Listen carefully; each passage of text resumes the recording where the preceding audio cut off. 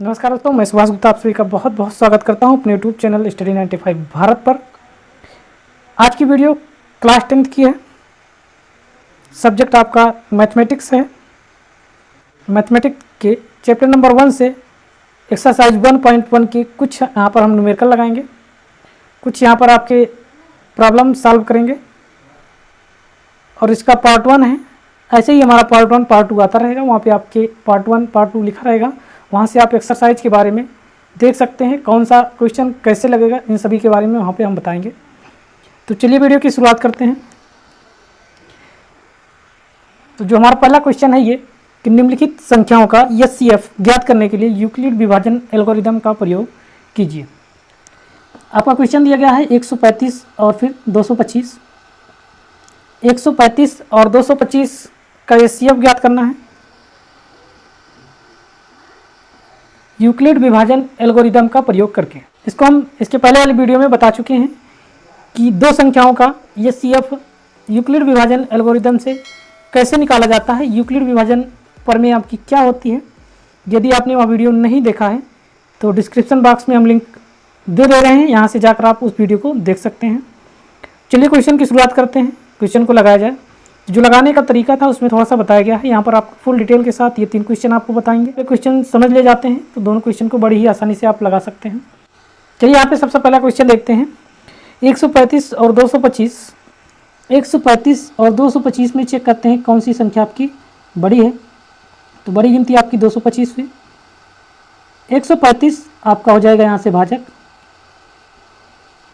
और 225 ये आपका हो जाएगा भाज्य। भाज्य क्या होता है, भाजक क्या होता है, ये हमने पहले की वीडियो में बताया है।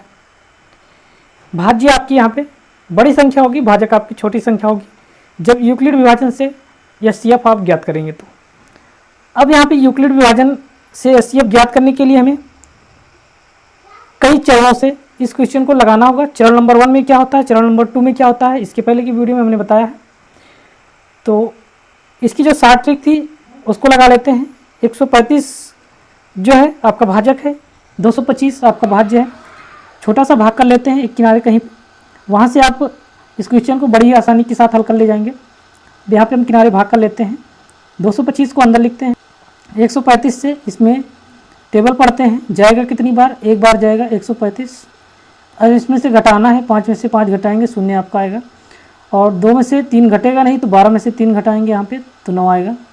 कुल मिला के यहाँ पे बचा कितना, 90 बच गया है। और 90 बचने के पश्चात जैसे ही आपका 90 बचा, यहाँ पे करना क्या होगा आपको, जिसके पहले का भाजक था उसको अंदर लिखना होगा। इसको हम अंदर लिख ले रहे हैं 135 को। और उसके बाद आपको 90 से 135 में भाग करना होगा, एक बार जाएगा यहाँ पे पहाड़ा, यहाँ पे आता है 90। अब घटाते हैं, 5 में से शून्य घटाया हमने, 5 आया। और फिर 13 में से 9 घटाएंगे तो 4 आएगा यहाँ पे 45। फिर इसको 90 को अंदर लिख लेते हैं और 2 बार पहाड़ा पड़ेंगे, 90 आपका पूरा पूरा विभाजित हो जाएगा। और यहाँ से आपको पता चल गया कि ये जो आपका यूक्लिड विभाजन एल्गोरिदम होगा कितने स्टेप तक जाएगा। इसके पहले की वीडियो में हमने बताया था कि स्टेप आपका कहाँ तक जाएगा, यहाँ से चेक कर सकते हैं। पहले स्टेप ये हुआ, दूसरा स्टेप ये हुआ, तीसरा स्टेप ये हुआ। कहने का मतलब 2 स्टेप पूर्णता होगा, तीसरे स्टेप में आपका जो सवाल है पूर्णता खत्म हो जाएगा। वहाँ से आपकी शेषफल जो है ये शून्य प्राप्त हो जा रही है, वहाँ पर आपकी भाग करने की प्रक्रिया आपकी समाप्त हो जाएगी। चलिए यहाँ पर चरण 1 में देखते हैं क्या होगा। तो सबसे पहले लिखते हैं कि चरण 1 में हम चेक करेंगे कि कौन सी संख्या आपकी बड़ी है, कौन सी संख्या छोटी है। इसको पहले ही हमने लिख दिया है। अब करेंगे क्या, अब यहाँ पे लिखेंगे कि 135 और 225। 135 और 225 में 225 आपका बड़ा है, इसमें यूक्लिड विभाजन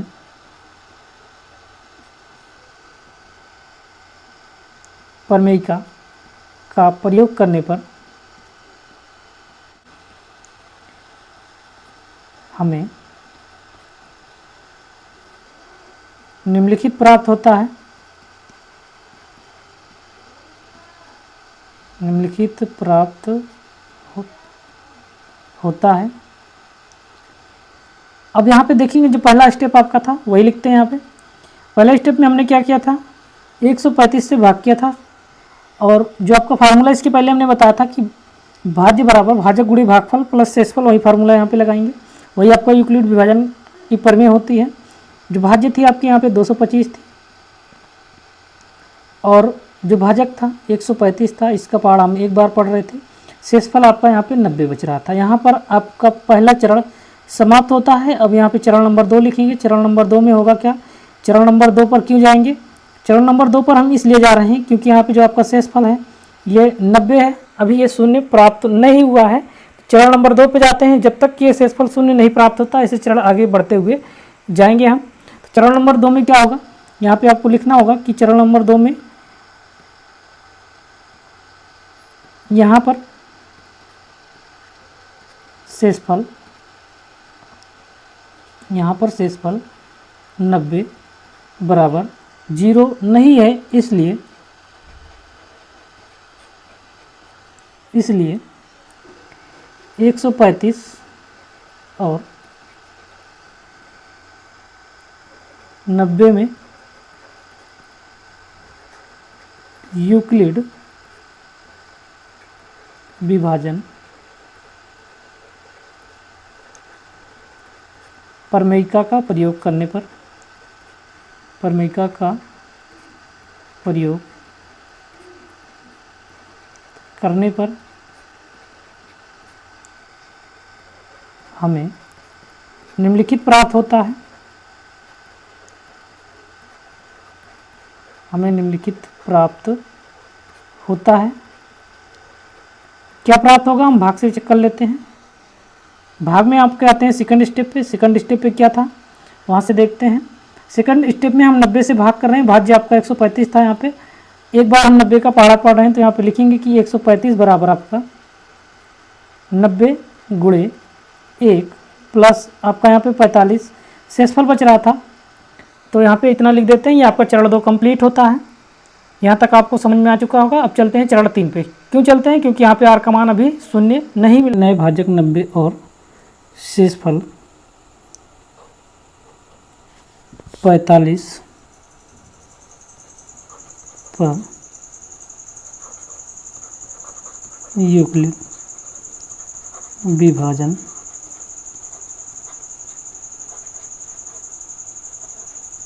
प्रमेयिका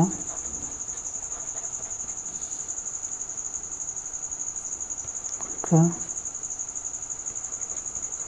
प्रयोग करने पर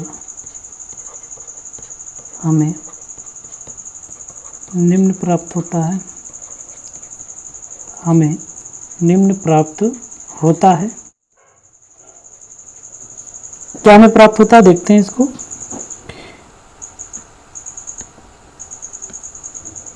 यहाँ पे हम लिखेंगे 90 बराबर 45 गुणे 2 प्लस 0। यहाँ पे लिखा गया है भाज्य बराबर भाजक गुणे भागफल प्लस शेषफल। ये आप पीछे जो हमने भाग किया वहाँ से देख सकते हैं। अब यहाँ पे आपका शेषफल शून्य प्राप्त हो गया है, जो 0 था। यहाँ पे ये आपका शेषफल है। यहाँ पे आपका शेषफल शून्य प्राप्त हो गया है, इसलिए यहाँ पर हम भाग की प्रक्रिया आगे समाप्त कर देंगे। जो आपका चरण होगा वह समाप्त हो जाएगा। अगर ये चरण समाप्त होता है तो लिखेंगे क्या, यहाँ पे देख लेते हैं कि यहाँ पर शेषफल, यहाँ पर शेषफल शून्य प्राप्त हो रहा है,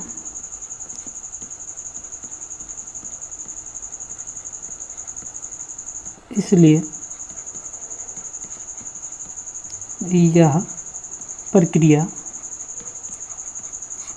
यह प्रक्रिया समाप्त होती है।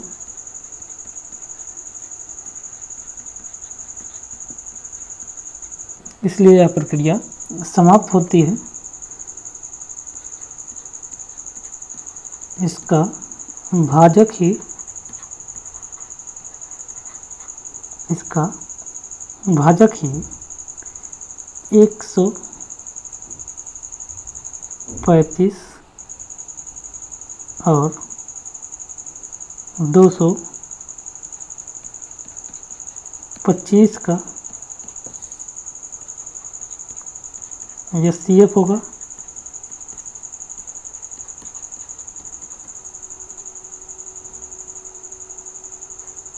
अब यहाँ पे देखेंगे इसका HCF क्या था, इसका भाजक क्या था।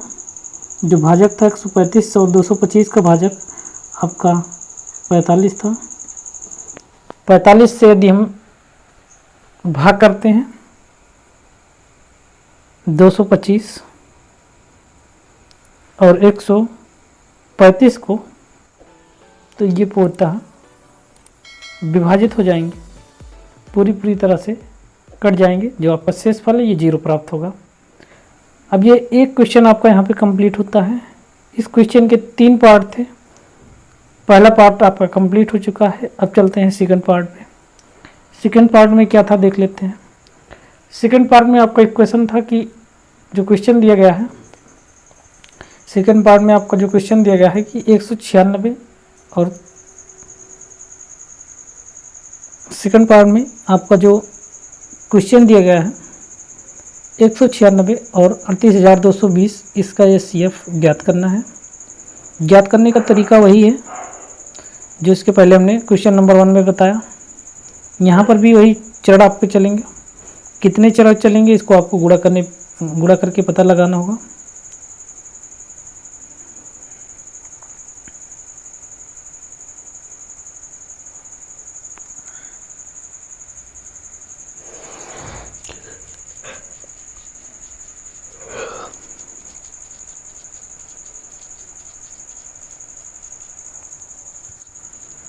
दूसरा क्वेश्चन देखते हैं। इसमें पहले क्वेश्चन का जो सेकंड पार्ट है, यहाँ पे 196 और 38,220 का आपका HCF निकालना है, महत्तम समापवर्तक निकालना है।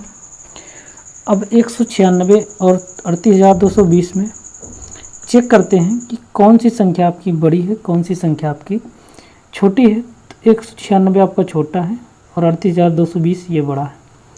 जो छोटा होगा आपका यह भाजक हो जाएगा, जो बड़ा होगा ये आपका भाज्य हो जाएगा। अब भाज्य बराबर आप लिखते हैं भाजक गुणे भागफल प्लस शेषफल। तो यहाँ पे चरण नंबर 1 लगाएंगे। सबसे पहले यूक्लिड विभाजन प्रमेय आपको लगानी है, तो चरण 1 लगा लेते हैं। यहाँ पे कई चरणों में इसका आंसर आएगा। जो यूक्लिड विभाजन एल्गोरिदम होता है वहाँ से चरण नंबर 1 लगाते हैं। चरण नंबर 1 196 से इसमें यूक्लिड विभाजन प्रमेय का लगाने पर हमें निम्नलिखित प्राप्त होता है। हमें निम्नलिखित प्राप्त होता है। अब यहाँ पे देखेंगे कि जो आपका भाज्य था वह क्या था, जो आपका भाजक है वो क्या है। तो भाज्य आपका 38,220 था, जो आपका भाजक था 196 है।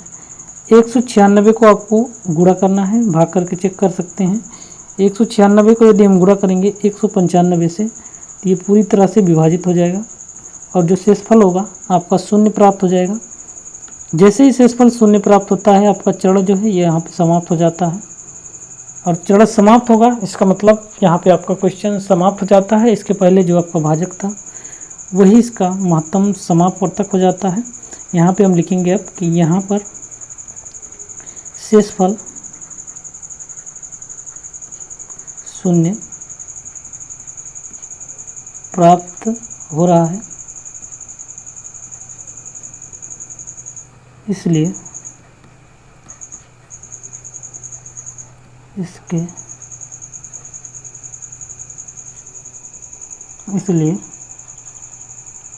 इसका भाजक ही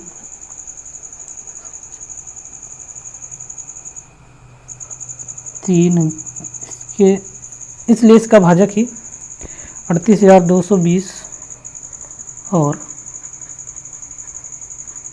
196 का HCF होगा। अब 38,220 और 196। इसमें भाजक क्या था आपका, भाजक आपका 196 था, तो 196 से ये पूरा पूरा डिवाइड हो जा रहा है, इसका मतलब 196 ही क्या होगा इसका, ये CF हो जाएगा। 196 से यदि हम इसमें भाग करते हैं ये पूरी तरह से विभाजित हो जाएगा और आपका शेषफल जो है 0 प्राप्त होगा। तो ये आपका क्वेश्चन नंबर 2 कंप्लीट होता है। अब आते हैं क्वेश्चन नंबर 3 पे। जैसे ही क्वेश्चन नंबर 1 और 2 लगा है वैसे ही आपका क्वेश्चन नंबर 3 लगे। अब क्वेश्चन नंबर 3 में देखते हैं, जो 3 आपका क्वेश्चन है ये क्या है, 867 और 255।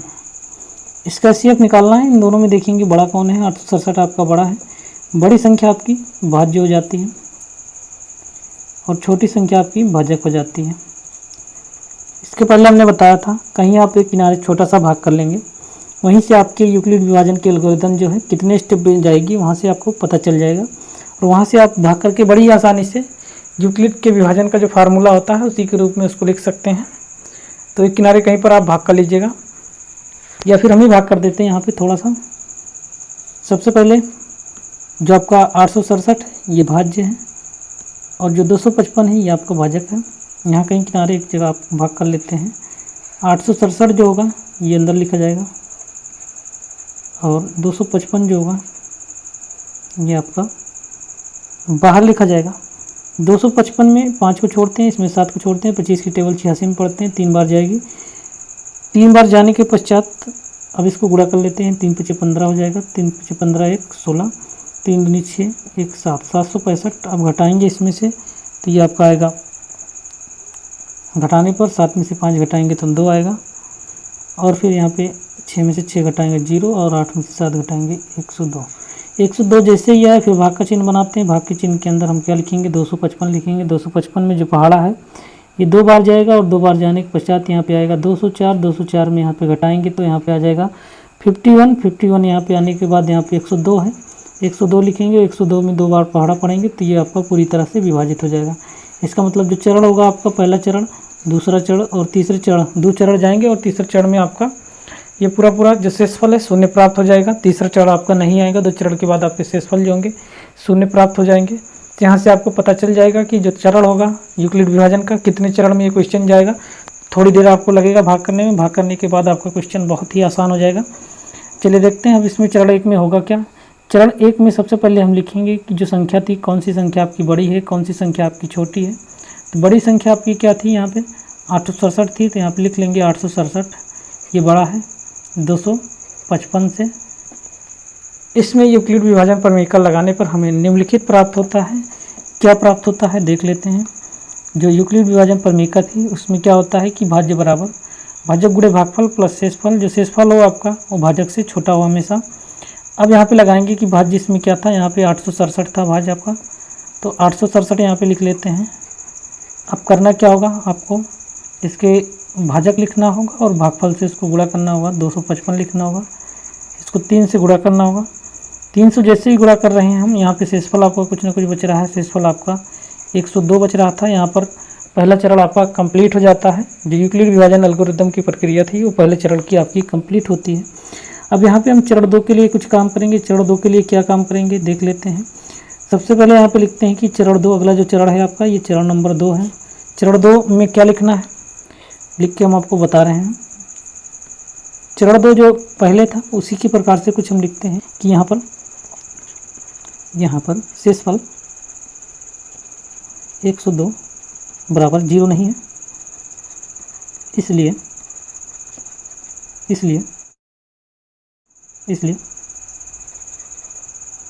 नए भाजक 255 और शेषफल 102 में यूक्लिड विभाजन प्रमेय का लगाने पर हमें निम्नलिखित प्राप्त होता है। जो आपकी लैंग्वेज है इसको हर क्वेश्चन में लिखना है। आप जितने क्वेश्चन की प्रैक्टिस करते जाएंगे आपकी लैंग्वेज उतनी आसान होती जाएगी आप उसको बड़ी ही आसानी के साथ लिख सकते हैं। 2-3 क्वेश्चन आप लगाएंगे, 2-3 क्वेश्चन जैसे ही लगाएंगे आपकी जो लैंग्वेज होगी आपके दिमाग में सेट हो जाएगी। इसके बाद हमें क्या लिखना है उसको बड़ी आसानी से लिख सकते हैं। अब यहाँ पे देखते हैं जो चरण 2 है, स्टेप 2 है, ये यहाँ पे क्या लिखा जाएगा इसके अंदर। चरण 2 में चेक कर लेते हैं। जो आपका भाज्य था क्या था, 255 था। 255 के बराबर हम लिखते हैं। अब 255 में किसकी टेबल पढ़ रहे थे, 102 की। कितनी बार गई थी, 2 बार। शेषफल क्या बच रहा था आपका, 51। तो यहाँ पे 51 लिख लेते हैं, प्लस 51। 51 जो है ये आपका शेषफल था। शेषफल यहाँ पे 0 प्राप्त अभी नहीं हो रहा है। इसका मतलब जो आपकी प्रक्रिया होगी आगे जाएगी, एक चरण हो जाएगा। तो चरण नंबर 3 देखते हैं। चरण नंबर 3 में क्या होगा। अब चलते हैं चरण नंबर 3 पे। चरण नंबर 3 में लिखेंगे कि यहाँ पर शेषफल, जो आपका शेषफल प्राप्त हो रहा था 51, 51, ये क्या है आपका 0 नहीं है। इसलिए नए भाजक, जो आपका नया भाजक होगा 102 और शेषफल 51 पर यूक्लिड विभाजन प्रमेय का प्रयोग करने पर हमें निम्न प्राप्त होता है। क्या प्राप्त होता है, आप जो पीछे भाग किए वहाँ से चेक कर सकते हैं। जो आपका भाजक था और जो भागफल था, जो भाज्य था क्या क्या था। तो भाज्य आपका क्या था, यहाँ पे भाज्य जो था आपका 102 था। जो भाजक था आपका 51 था। 51 को 2 बार गुणा कर रहे थे और जो शेषफल आपका प्राप्त हो रहा था या शून्य प्राप्त हो रहा था। तो यहाँ पर आपके भाग करने की प्रक्रिया समाप्त हो जा रही थी, आपका शेषफल शून्य प्राप्त हो जा रहा था। यहाँ पे जो यूक्लिड विभाजन एल्गोरिदम का जो चरण होगा, स्टेप होगा, वो यहाँ पे समाप्त हो जाता है। अब यहाँ पे लिखेंगे क्या हम कि यहाँ पर शेषफल 0 प्राप्त हो रहा है, इसलिए यह प्रक्रिया समाप्त हो जाती है। 60 और 255 का HCF 51 होगा। जो 51 है आपका HCF आएगा, महत्तम समापवर्तक आएगा। यही इसका आंसर होगा।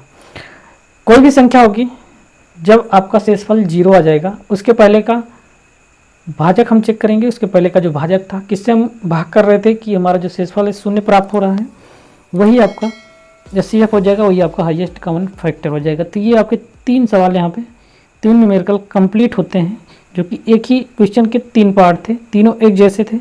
बस आपको भाग करना आना चाहिए। कैसे हम लिखेंगे, हिंदी आपको आनी चाहिए। यहाँ से क्वेश्चन बड़ी ही आसानी से आप लगा सकते हैं। चलिए आगे देखते हैं जो आपका दूसरा क्वेश्चन है। दूसरा क्वेश्चन यह है कि दर्शाइए कि कोई भी धनात्मक विषम पूर्णांक 6q+1 या फिर 6q+3 या फिर 6q+5 के रूप का होता है, जहाँ q कोई पूर्णांक है। अब यहाँ पे क्वेश्चन को समझ लेते हैं फिर से। जो क्वेश्चन का मेन पॉइंट है ये क्या है। एक ही क्वेश्चन को आप 2 से 3 बार पढ़िए, तब आपको पूरी तरह से समझ में आएगा कि क्वेश्चन क्या पूछ रहा है, हमें क्या करना चाहिए, क्या नहीं करना चाहिए इसमें, कैसे हम इसको लगाएंगे।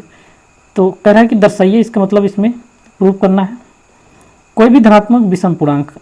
अब बात करते हैं पूर्णांक की। तो पूर्णांक हम इसके पहले वीडियो बताए थे, जो पहली हमारी वीडियो थी उसमें आपने देखा होगा कि जो पूर्णांक था आपका, ये प्लस में हो सकता है, माइनस में हो सकता है और 0 भी हो सकता है। जो पूर्णांक होगा आपका ये विषम होगा। विषम का मतलब क्या होगा, विषम हमने बताया था, विषम जो संख्या होती है ये आपकी 2 से विभाजित नहीं होगी। कहने का मतलब अगर 2 से विभाजित करेंगे तो कुछ ना कुछ आपका शेषफल बचेगा वहाँ पे। तो यहाँ पे जो आपको पूर्णांक लिखा गया है 6q+1, 6q+3, 6q+5, इस टाइप का होगा ये। और q जो है आपका कोई पूर्णांक था। q का मतलब आप 1 2 3 4 5 या 0 या फिर -1 2 3 कुछ भी ले सकते हैं। जो q की वैल्यू होगी ये कोई एक पूर्णांक था। अब इस क्वेश्चन को हम लगाएंगे कैसे। सबसे पहले यहाँ पे देख लेते हैं, जो आपकी 2 संख्याएं रहेंगी पहले से, a और b रहती थी। a और b में आपका a पता रहता था, b पता रहता था। लेकिन यहाँ पे a b में ना तो a आपको पता है ना तो b आपको पता है। अब इसको हल कैसे करेंगे। हल करने का जो तरीका है, थोड़ा सा शॉर्टकट लगाते हैं। सॉल्यूशन है ये सोल्व। शॉर्टकट लगाने के लिए क्या करेंगे, अब हम वहाँ पे लिख रहे थे, थोड़ा सा यहाँ समझिएगा। जो आपकी वैल्यू थी a, ये आपका क्या था कि कोई एक संख्या थी, ये आपका भाज्य था। अब भाजक था, यहाँ पे ये लिखा है कि 6q इस रूप में है, भाजक है और भागफल। अब शेषफल में एक बार आपका 1 बच रहा है, एक बार 3 बच रहा है, एक बार 5 बच रहा है। शेषफल से हमें कोई मतलब नहीं है अभी, मतलब है तो सिर्फ आपका भाजक से। जो आपका भाजक है यहाँ से ये निकल के आता है कि सब में भाजक जो आपका 6 है इसलिए जो हम मानेंगे वहाँ पे भाजक ये भी आपका 6 होगा। तो क्वेश्चन को लगाएंगे कैसे, इसको आपको नोट्स में नहीं लिखना है, इसको समझाने के लिए हम लिखे हैं। इसको यहाँ से मिटा देते हैं, थोड़ा सा समझाने के लिए आपको लिखा गया था कि जो आपका भाजक होगा ये 6 ही होगा। ये आपका कोई पूर्णांक होगा, भाज्य मान लेते हैं, जो भाजक होगा ये 6 होगा। तो इसको यहाँ से मिटा दिया जाता है और मिटाने के पश्चात तब यहाँ से हम क्वेश्चन को हल करेंगे। जो क्वेश्चन था ये कैसे लगाया जाएगा, इसको हल कैसे किया जाएगा यहाँ पे देख लेते हैं। सबसे पहले हमें भाज्य और भाजक मानना होगा। कोई जो धनात्मक पूर्णांक होगा उसको मानेंगे, तो यहाँ पे लिखेंगे क्या, माना कोई धनात्मक पूर्णांक ए और बी है, जहाँ b इक्वल टू 6 है। कहने का मतलब दो धनात्मक पूर्णांक हैं a और b, जिसमें से a आपको पता नहीं है क्या है और b जो है आपका 6 है, 6 है। तो यहाँ पे जो भाजक होगा उसकी कंडीशन लगाते हैं कि जो भाजक होता है शेषफल हमेशा उससे कम ही प्राप्त होता है, उससे ज़्यादा आपका नहीं प्राप्त होगा। तो वही कंडीशन यहाँ पे लगा देते हैं यूक्लिड विभाजन एल्गोरिदम के साथ। तो यहाँ पे लिखेंगे अगली लाइन में कि यूक्लिड विभाजन एल्गोरिदम से, यूक्लिड विभाजन एल्गोरिदम से हमें क्या प्राप्त हो रहा है, यहाँ पे देखते हैं। जो वैल्यू थी आपकी इसके पहले जो हमने लिखा था, इसको थोड़ा सा अलग पेन से लिख देते हैं। क्या हमें प्राप्त हो रहा है, a equal to 6q plus r। कुछ इसी टाइप के हमारे क्वेश्चन में दिया गया है। a हमने माना था और 6 जो आपका ये भाजक है, जो b है इसकी वैल्यू है, और q आपका भागफल है, और इसके बाद r आपका शेषफल है। r की जो वैल्यू है यहाँ पे क्वेश्चन के हिसाब से ये आपकी 0 से बड़ी है, ये 0 के बराबर होगी। जब आपका 0 आ जाएगा इसका मतलब ये पूर्णतः विभाजित होगा, और ये आपका 6 से छोटा है, कहने का मतलब 5 के बराबर है। तो इसको हम कह सकते हैं 6 से छोटा है। तो यहाँ पे कंडीशन लगाएंगे हम कि r, जहाँ r जो होगा आपका, पहले क्यों की कंडीशन लगा देते हैं। क्यों जो होगा ये 0 से बड़ा होगा, कहने का मतलब 0 बार गुणा नहीं करेंगे हम 0 से। क्यों जो होगा आपका 0 से बड़ा होगा, 0 बार भी गुणा कर सकते हैं, इससे ज़्यादा भी गुणा कर सकते हैं। और जो r की वैल्यू होगी आपकी, ये 1 भी हो सकती है, 2 भी हो सकती है, 3 भी हो सकती है, 4 भी हो सकती है, 5 भी हो सकती है, 6 आपकी नहीं होगी, क्योंकि जो शेषफल था आपका 5 ही प्राप्त हो रहा था, इससे ज़्यादा नहीं प्राप्त हो रहा है आपके क्वेश्चन में। तो आगे देखते हैं। तो आपकी कंडीशन लगाते हैं r की, कहाँ से लेकर कहाँ तक होगी। इस कंडीशन में जो r होगा आपका कहाँ से लेकर कहाँ तक होगा, तो यहाँ पे लिखेंगे कि क्योंकि जो r है ये बड़ा होगा, किससे बड़ा होगा, 0 से बड़ा होगा या 0 के बराबर होगा, और छोटा किससे होगा, 6 से। पूरी कंडीशन निकल के आती है। जो r की वैल्यू है ये आपकी 0 से बड़ी या 0 के बराबर है, और 6 से आपकी छोटी है। तो आगे हम लिखते हैं कि इसलिए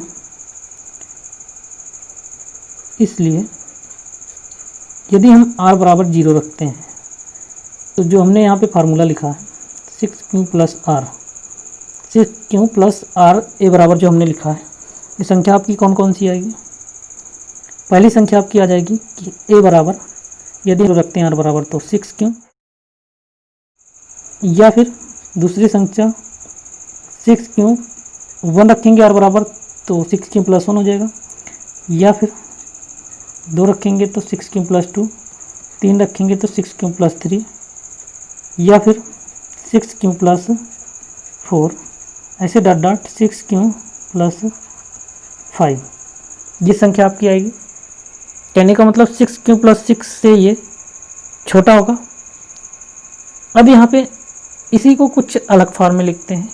जो आपका 6q प्लस 1 है इसको कुछ अलग फॉर्म में लिखेंगे, 6q प्लस 3 इसको भी कुछ अलग फॉर्म में लिखेंगे, इसी प्रकार से जो भी आपके क्वेश्चन में दिए गए हैं इनको कुछ न कुछ अलग रूप में लिखेंगे। अलग रूप क्या है इसका देख लेते हैं। अब यहाँ पे लिखेंगे कि अब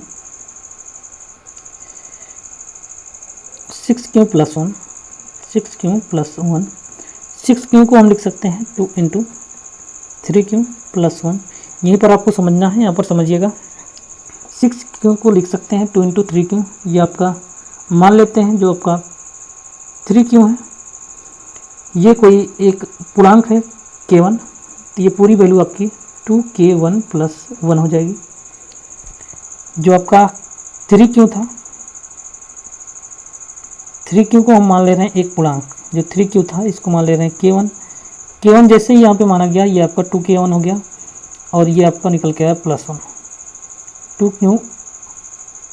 2k1 + 1, ये आपका यहाँ से आया। अब यहाँ पे k1 क्या होगा, यहाँ पे आपको लिखना होगा, जहाँ k1 एक पूर्णांक है, कहने का मतलब ± और 0 हो सकता है। अब इसी प्रकार से दूसरी संख्या को लिखते हैं। जो दूसरी संख्या आपकी थी क्या थी, 6q + 3 थी। 6q + 3 को लिखेंगे आप 2 ×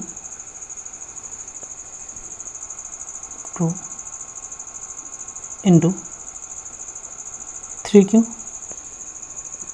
2 × 3q + 3। अब यहाँ पे 3q को k2 मानते हैं, तो यहाँ पे आपकी आ जाएगी वैल्यू 2k2 + 3, जहाँ k2 यहाँ पे लिखा जाएगा, एक पूर्णांक है। इसी प्रकार आगे लिखते हैं 6q + 5, 2 × 3q + 5। तो यहाँ पे हम लिखेंगे जो वैल्यू होगी आपकी 2k3 + 5, जहाँ k3 एक पूर्णांक है। इसी प्रकार आगे लिखेंगे, जैसे ये संख्या आ रही है 2k की फॉर्म में, 2 से आप मल्टीप्लाई कर रहे हैं, गुणा कर रहे हैं, और +1 आपका शेषफल बार बार बच रहा है, +1 बच रहा है, +3 बच रहा है और +5 बच रहा है। जैसे ही आप मल्टीप्लाई करेंगे आपका शेषफल बचेगा +1, +3 और +5। कोई भी संख्या आपकी गुणा करने पर यदि शेषफल 1 प्राप्त होता है तो क्या होता है आपको पता होगा? नहीं पता है तो आगे बता रहे हैं। चलिए आगे देखते हैं अब क्या। अब आगे की प्रोसेस में हम ये लिखेंगे कि इसी प्रकार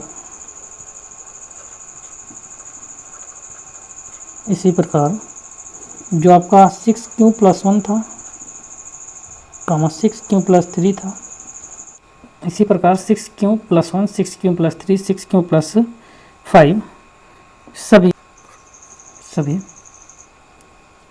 2k1 2k + 1 के रूप में है, जहाँ k एक पूर्णांक है। फिर अगली लाइन में लिखेंगे, इसलिए 6q + 1, 6q + 3 और 6q + 5 सभी 2 से विभाज्य नहीं है, 2 से विभाज्य नहीं है। फिर आगे लिखेंगे कि इस प्रकार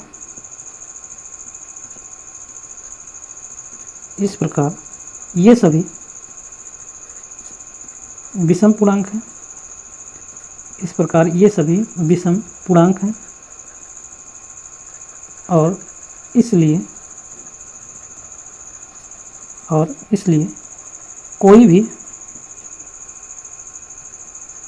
कोई भी धनात्मक विषम पूर्णांक, कोई भी धनात्मक विषम पूर्णांक 6q+1 या 6q+3 या 6q+5 के रूप का होता है। ये आपका होता है क्वेश्चन कंप्लीट। जो 2 नंबर क्वेश्चन था आपका सेकंड क्वेश्चन, इसमें आपको दर्शाना था कि जो आपका धनात्मक विषम पूर्णांक होता है 6q+1, 6q+3, 6q+5 के रूप का होता है, और क्यों कोई एक पूर्णांक है तो इसको हमने दर्शा दिया कि 6q+1 और 6q+3, 6q+5 जो है ये आपका विषम पूर्णांक होगा। क्यों होगा, वहाँ पे हम कुछ कंडीशन लिए थे। ए आपका भाज्य था, बी आपका भाजक था, बी की जो वैल्यू थी ये 6 के इक्वल थी, और जो आपका शेषफल आएगा वो 6 से कम आएगा, या तो 0 आएगा, 0 से बड़ा 1 2 3 4 5 आ सकता है। इतना काम करने के पश्चात हमने 6q+1 और 6q+3 और 6q+5 का गुणनखंड किया, फैक्टर किया। फैक्टर करने के पश्चात वहाँ पे एक पूर्णांक हमने माना k1, k2 और k3। जो k1, k2 और k3 हमने माना था वहाँ पे 6q+1 और 6q+3, 6q+5 ये आपके 2k+1 के रूप में प्राप्त होते हैं, जहाँ आपका k एक पूर्णांक है। तो यदि कोई भी संख्या आपकी 2k+1 के रूप में प्राप्त होगी तो उसको हम 2 से विभाजित करेंगे तो वह विभाज्य नहीं होगी। जो 2k होगा ये पूर्णतः विभाजित हो जाएगा, जो 1 आपका बचेगा ये आपका शेषफल ही रहेगा। सभी में जो भी k का मान आप रखेंगे 1 2 3 4 5, वहाँ से आपका शेषफल 1 प्राप्त हो जाएगा। जैसे ही शेषफल 1 प्राप्त होगा तो ये आपकी विभाज्य नहीं होगी। इसका मतलब क्या होगी, ये विषम संख्या होगी। तो वही यहाँ पे लिखा गया है कि इस प्रकार ये सभी विषम पूर्णांक हैं, और इसलिए कोई भी धनात्मक विषम पूर्णांक 6q+1 या 6q+3 या 6q+5 के रूप का नहीं होता है। तो ये आपका क्वेश्चन होता है समाप्त, क्वेश्चन नंबर 2। अब देखते हैं क्वेश्चन नंबर 3 क्या है। क्वेश्चन नंबर 3 में देख लेते हैं कि क्या है। किसी परेड में 616 सदस्यों वाली एक सेना में जो आपकी सेना ये आर्मी की है, एक टुकड़ी को 32 सदस्यों की एक आर्मी बैंड के पीछे मार्च करना है। दोनों समूहों को समान संख्या वाले स्तंभों में मार्च करना है। उन स्तंभों की अधिकतम संख्या क्या होगी जिसमें वे मार्च कर सकते हैं। मार्च का मतलब हुआ ये आपको पैदल चलना है, परेड के रूप में चलना है। तो जो परेड के सदस्यों की संख्या थी क्या थी, 616 थी। एक सेना की टीम थी, आपकी आर्मी की टुकड़ी थी, उसमें 616 सदस्य थे, और 32 सदस्य वाले एक आर्मी बैंड के पीछे मार्च कर रहे थे। जो 32 सदस्य थे बैंड के पीछे मार्च कर रहे थे। अब कह रहा है कि दोनों समूहों को, जो दोनों समूह थे जो मार्च कर रहे थे बैंड के पीछे, और जो उनकी टुकड़ी थी सेना की, दोनों समूहों को समान संख्या वाले स्तंभों में मार्च करना है। जो संख्या आपकी थी समान होनी चाहिए, उसी में इनको मार्च करना है। तो उन स्तंभों की अधिकतम संख्या क्या है जिसमें वे मार्च कर सकते हैं। तो इसको ध्यान से समझ लीजिए। कोई भी क्वेश्चन पूछता है, यदि 2 संख्याएं दी रहेंगी आपकी, कोई भी मान लेते हैं एग्जाम्पल के लिए 20 और मान लेते हैं 50, 20 और 50 आपकी कोई संख्या दी रहेगी, उसमें करेंगे क्या। उसमें मान लेता है कि अधिकतम संख्या पूछ रहा है जो दोनों में हो। तो अधिकतम संख्या आपकी वही होती है जो आपका एचसीएफ होता है, जो आपका महत्तम समापवर्तक होता है, वही आपकी अधिकतम संख्या होती है दोनों संख्याओं में। तो अब बात कर लेते हैं कि जो आपकी संख्या क्या क्या है, 616 है और 32 है। इनका निकालेंगे क्या, महत्तम समापवर्तक निकालेंगे। जो इनका महत्तम समापवर्तक आएगा वही इसका आंसर हो जाएगा, वही स्तंभों की अधिकतम संख्या हो जाएगी जिसमें ये मार्च कर सकते हैं। अब कैसे लगाएंगे इसको, इसमें लिखेंगे कि उन स्तंभों की अधिकतम संख्या जो होगी इसके ये सीएफ से प्राप्त होगी या इसके सीएफ के बराबर हो। चलिए इस क्वेश्चन को लगाते हैं। सबसे पहले हम इसमें लिखेंगे कि उन स्तंभों की अधिकतम संख्या, उन स्तंभों की अधिकतम संख्या 616 और 32 के एचसीएफ के बराबर होगी या इससे प्राप्त होगी, कुछ भी लिख सकते हैं। अब क्या करना है आपको, 616 और 32 का एचसीएफ निकालना है। एचसीएफ करने का मतलब आपका महत्तम समापवर्तक। करेंगे क्या, कैसे निकालेंगे, तो यहाँ पे हम जो भी तरीका पढ़ रहे हैं यूक्लिड विभाजन एल्गोरिथम से पढ़ रहे हैं। तो यहाँ पे लिखेंगे कि यूक्लिड विभाजन एल्गोरिथम का प्रयोग 616 और 32 में करने पर हमें निम्न प्राप्त होता है। हमें निम्न प्राप्त होता है। क्या प्राप्त होगा देख लेते हैं। जैसे जो आपका 616 था इसके बराबर में आपको लिखना है, क्योंकि 616 आपकी बड़ी संख्या है, यही आपकी भाज्य होगी। 616 के बराबर लिख लेते हैं। अब आपका 32 था, 32 का पहाड़ा पढ़ना है। कितनी बार पढ़ना है कि 616 के करीब आ जाए। 32 दूना 64 होता है, 640 आएगा 20 बार में, और 19 बार पढ़ते हैं तो ये आपका 616 से कम आ जाएगा। ये आपका आएगा 608, और आपका जो शेषफल होगा ये 8 बचेगा।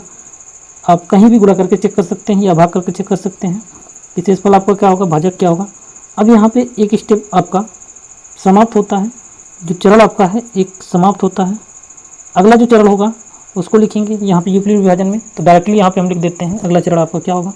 जो अगला चरण होगा ये आपका 32 होगा बाहर, और 32 के बाद यहाँ पे जो 8 था इसकी टेबल पढ़ेंगे 4 बार, तो आपका शेषफल 0 प्राप्त होता है।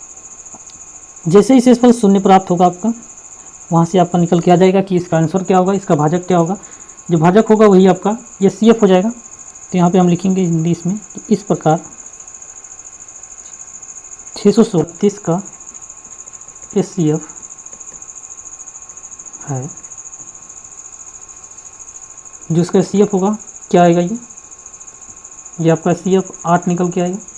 यहाँ पे लास्ट में पूछ रहा था कि आपका कि अधिकतम स्तंभों की संख्या क्या होगी, तो आपको लिखना होगा अधिकतम स्तंभों की संख्या क्या है। तो यहाँ पे लिख देंगे हम कि इसलिए